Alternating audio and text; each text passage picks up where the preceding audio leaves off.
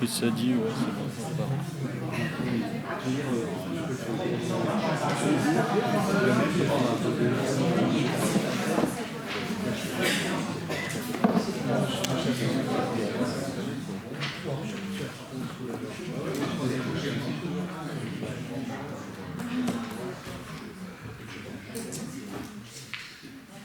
On le doute. On lui laisse le nom, mais on enlève la chaise.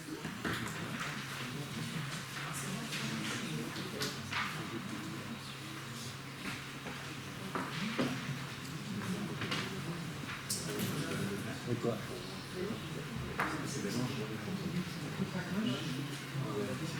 Ah mais ça c'est bon.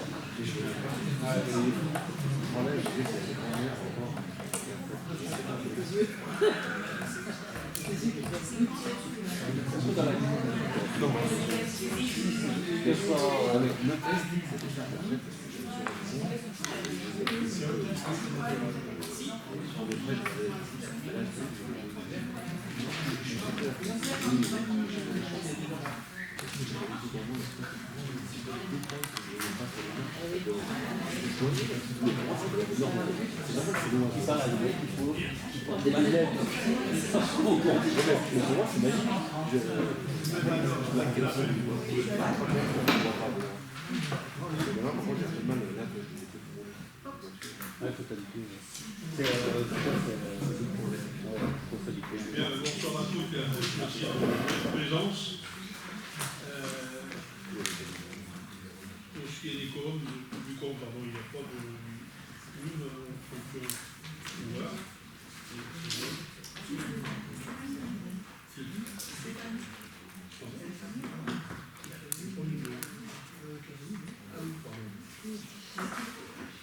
Excusez-moi, il y a un petit noir de Stéphanie en votre serviteur, donc je vais essayer d'assumer le mieux possible. François, du secrétariat, comme à son habitude. S'agissant du PV concernant le conseil du 15 septembre, avez-vous des questions ou des remarques? J'en vois pas, pas d'opposition ni d'abstention. Merci. Les communications diverses.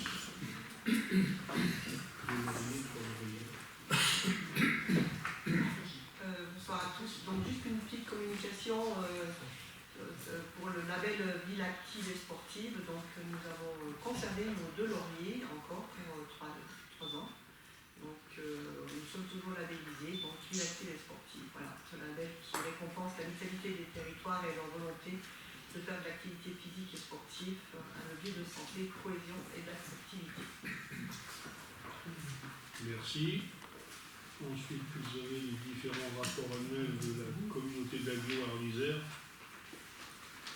et qui sont bien entendu téléchargeables sur le site, voire éventuellement consultables ici, si je ne me trompe pas.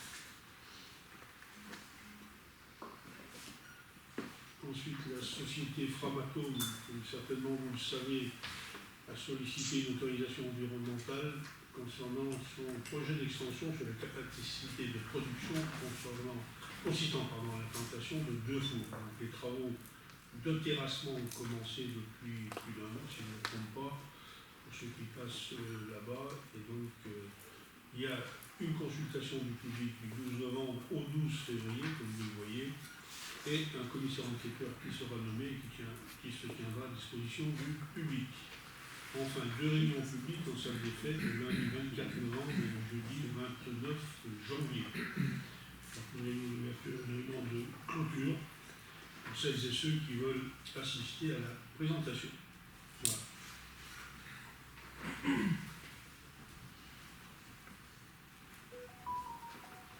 Les décisions. C'est Simon qui commence. Décision 86 portant sur la location d'une parcelle communale située aux abonnés à M. Pierre Gilbert pour une redevance mensuelle de 200 €. Décision 103 portant sur la location d'un espace fermé rue Henri Bruaz à la société ALTLC pour une redevance de 400 €. Décision 104 portant sur la location d'un espace fermé rue Henri Bruaz à la société ALTLC pour une redevance de 500 €. Décision 106 portant sur la location d'un hangar interdit à l'entreprise des habitants fauteuil pour une redevance mensuelle de 600 € TTC et décision 108 portant sur la location d'un espace de stockage fermé, impasse des Bruyères, à la société Arinoa pour un loyer de 50 € TTC pour une docteur Manoir. Merci, Michel. Décision 94 portant sur la location d'un garage communal 15 avenue André Montpellier, M. Richard Manet, pour 2 mois. Décision numéro 95 sur la location d'un logement communal 124 chemin du Coparet à la société UIA pour une redevance de 350 €. 96 pour la même société pour l'appartement qui est au premier étage, toujours pour 350 €. Une décision 98 sur le contrôle de la maintenance des extincteurs, société SDEP Service pour un montant de 3 276,50 € en taxes. La décision 99 sur la location d'un logement communal à M. Simon Beaucousin, situé au 624 rue des Centenaires, une redevance de 372 €. Décision 100 portant sur l'extension du restaurant scolaire à l'école Gilbertine, le lot 9, équipement de cuisine, établissement du CFIS pour un montant de 33 090 € pour taxes. Décision 101 sur la location d'un bâtiment à M. Arvid Sadikou pour un montant de 100 €. Et décision 107 sur un montant de marché construction d'un garage automobile pour un montant de 687 600 € TTC. Merci, Michel, pour la trésorerie. Au niveau de la trésorerie, au 3 novembre, nous en étions à 4 696 000 €.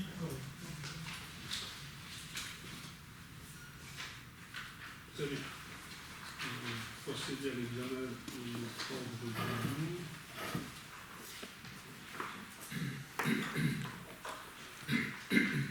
Donc la délibération numéro 1.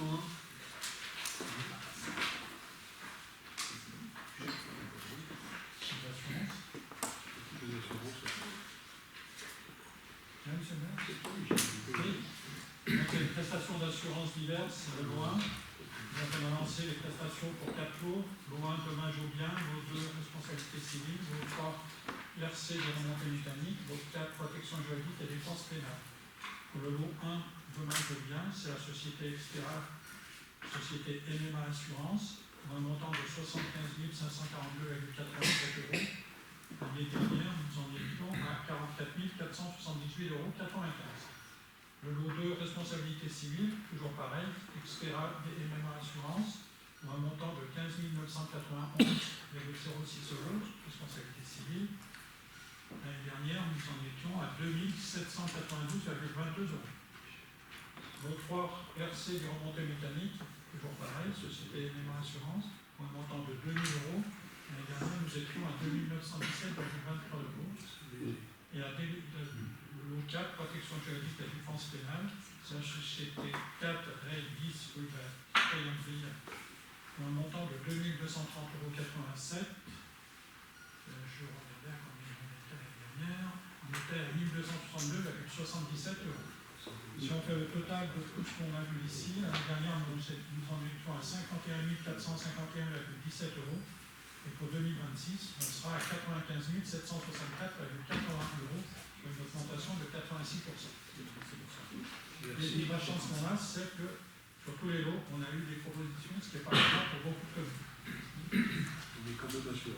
Et c'est chanoyant. Très bien, des questions. Je ne vois pas des oppositions, des abstentions. Merci. Simon. Décision modificative de crédit, la 3e sur le budget principal de la commune, avec principalement une opération relative à des travaux en régie à hauteur de 25 000 € qui sont équilibrés par une augmentation de charges à caractère général et qui sont équilibrés en investissement avec une diminution des immobilisations corporelles à hauteur de 25 000 € également, et une seconde opération en CDM à hauteur de 6 000 € avec un basculement de charges financières à dotation aux provisions afin d'anticiper de potentiels impayés. C'est une obligation, c'est un conseil qui nous a été donné par la trésorerie afin d'avoir une qualité comptable encore meilleure. Merci. Des questions? Oui. Oui, globalement, sur l'année, donc en charge de caractère général, on a à peu près 200 000 euros d'augmentation. On connaît les raisons à peu près? C'est celle qu'on a pu voir au moment de l'examen du BP. C'est dans la droite ligne de ce que vient de dire Michel, c'est qu'effectivement aujourd'hui on est confronté à des augmentations sur pas mal de postes. Alors là on voit sur les assurances, mais c'est déjà le cas sur d'autres lignes depuis le début de l'année. Entendu qu'après ça reste du prévisionnel et qu'il faudra voir effectivement ce que ça donnera au moment des comptes administratifs. Parce que au-delà des crédits qui sont accordés à travers le BP, on va dire ça, il y a un enjeu et une exigence au quotidien afin de ne pas dépenser cette somme complètement. D'autres questions? Des oppositions, des abstentions? Merci. Michel.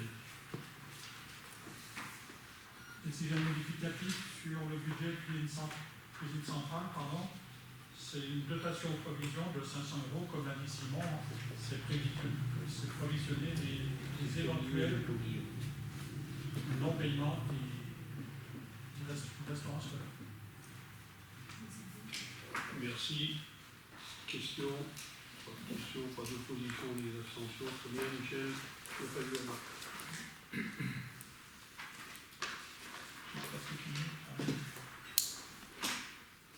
Avance de trésorerie consacrée à la chauffage urbain. On avait prévu des remboursements à la commune de 225 000 en 31/12/2022, c'est des faits. En 2023, 225 000, en 2024, 225 000. Et on propose qu'en 2025, 225 000, et on propose que pour finaliser, à la place de faire 225 000 en 2026, on fasse 75 000 en 2026, 75 000 en 2027 et 75 000 en 2028 pour amortir un peu par rapport au budget. Merci. Des questions? Oui, Gérard. Oui, donc la décision là, elle porte sur donc l'étalement de la trésorerie, oui. Mais l'objectif c'est bien de donner une bouffée d'oxygène au budget chauffage urbain. Oui, pour améliorer le résultat, c'est tout. Plutôt que faire un emprunt sur plusieurs années, on a décidé de le rembourser sur 3 ans plutôt que sur 1 an. Oui, parce qu'on voit après dans le budget 2026 que les frais bancaires sont à la baisse, quoi. On a un peu moins de C2A. On a eu beaucoup de C2A sur 3-4 années par rapport au raccordement des bâtiments, tout ça, où on touchait 65 000 euros par bâtiment chauffé soit au gaz, soit au fioul. Là, on n'a plus de raccordement, donc on se donne un peu de possibilité pour amortir un peu plus les résultats. Merci. D'autres questions? Pas d'autres questions? Des oppositions? Des abstentions? Très bien. Simon, non-valeur. Des admissions en non-valeur et créances éteintes. Une fois par an, la trésorerie nous transmet un relevé des impayés qui ne seront pas recouvrés. Sur les créances éteintes, on est sur un montant cette année de 8 348,99 €. Cela correspond principalement à des liquidations judiciaires sur des sociétés. Et puis en admission non-valeur, un montant de 524,26 €. Ce qui correspond plutôt à des centimes, des petits montants, des vieux impayés, certains remontant à plus d'une dizaine d'années, qui vont disparaître des tableaux effectivement de l'ATP et aussi des tableaux d'impayés. Merci. Les questions? Position, abstention, très bien. Michel, pour pareil, du permis prononcer l'admission en non-valeur pour un montant de 156,85 €. Merci. Des questions? Je reprends les oppositions, les abstentions. Michel Coulbourg. Approbation de la commission d'évaluation des charges transférées à la Sierra River. Donc il y a plusieurs cas qui sont intervenus sur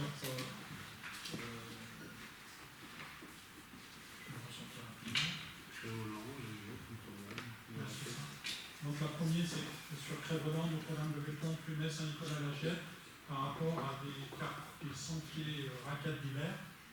Les communes reprennent cette compétence, enfin ces frais, et donc on rembourse les frais qui étaient sur Orza. Ensuite, sur le cahier scolaire de Lille, pour les communes de Cléry, Notre-Dame-des-Millières et Verres-Arvel, même punition. Et ensuite, sur le transport inter-école du Val-d'Arlé également, en vitesse en charge de 1737 et 65 en moyenne sur les années 2023-2024. Merci. Des questions?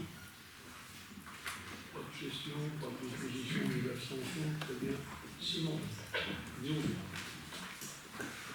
Le DOB, débat d'orientation budgétaire, qui doit permettre d'élaborer les grandes lignes selon lesquelles sera écrit et voté le budget prévisionnel pour l'année prochaine. L'objectif de ce temps, c'est de prendre un peu de recul sur ce qui a été fait, de voir ce qu'il reste à faire et effectivement de donner les grandes orientations qui vont permettre de finaliser une première maquette que nous verrons dans quelques semaines. Pour commencer, pour ce débat d'orientation budgétaire, il est important de prendre en compte un contexte national très particulier, avec une situation de l'État particulièrement singulière, ou du moins critique, puisqu'effectivement l'endettement n'a jamais été aussi important en France, et ce contexte national qui est en débat actuellement avec le projet de loi de finances qui est en discussion,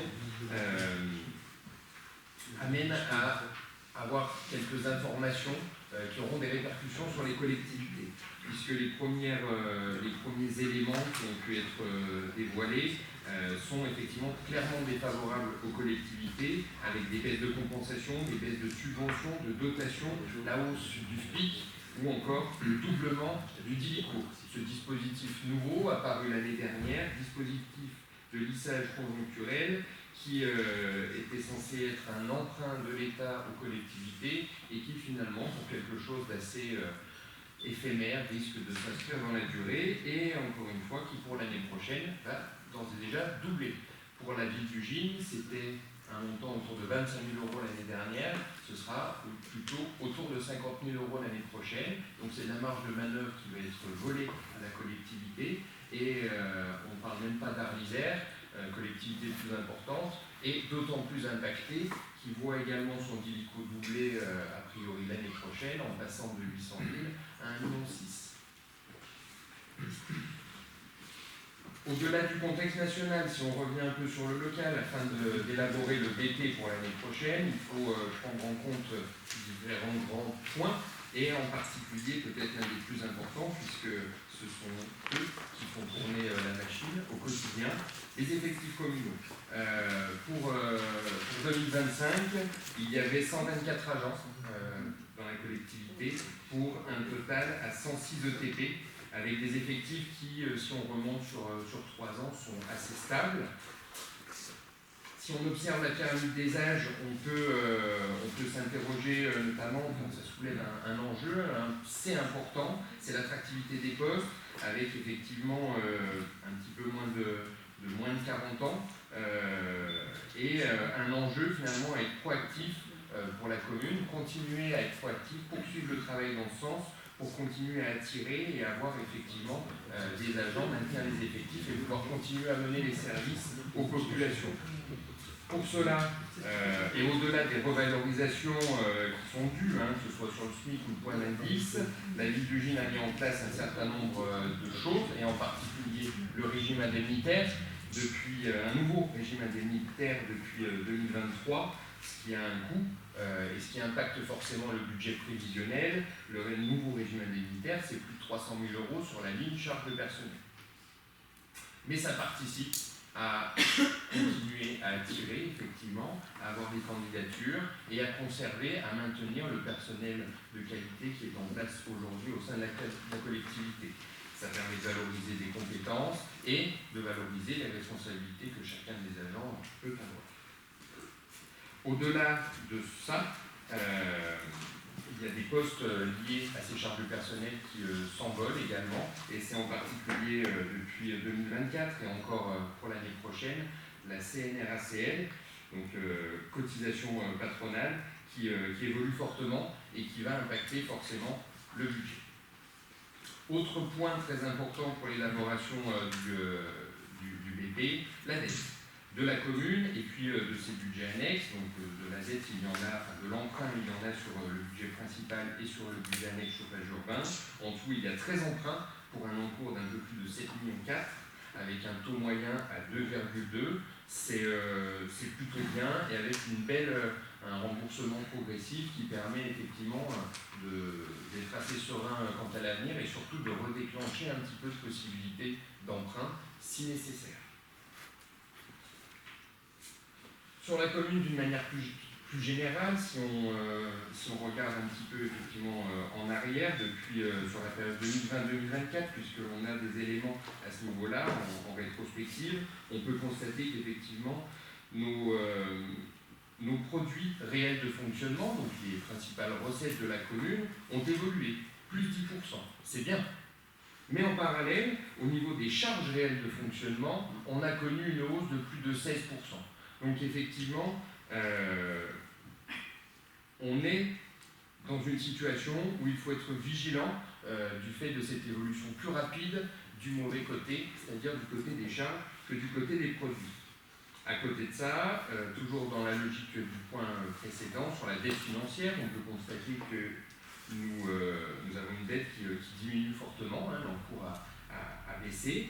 Et puis, sur ces graphiques que vous avez pu analyser et dont nous avons pu discuter en commission finance, ce qui est intéressant, c'est de comparer un petit peu la ville à d'autres strates, de comparer certains ratios, les comparer au département, à la région, même au national, et cela nous amène à constater qu'effectivement, en produits et en charges, on est bien supérieur à ce que ces autres strates peuvent avoir, comme montant par habitant. Par contre, en dette financière, on est assez similaire. Donc, un endettement faible, et pourtant beaucoup d'engagements, beaucoup de produits qui vont avec beaucoup de charges, mais qui permettent quand même de maintenir des capacités d'autofinancement très importantes, bien supérieures à ces autres strates. Et puis, des fonds de roulement et de la trésorerie nettement supérieurs également. Sur le tableau que vous avez en bas à droite, il y a un chiffre qui est important, c'est celui de la capacité de désendettement, 1,71, c'est-à-dire qu'il faudrait moins de 2 ans à la commune pour se désendetter totalement. On parlait de l'État pour commencer cette discussion. Petit rappel quand même.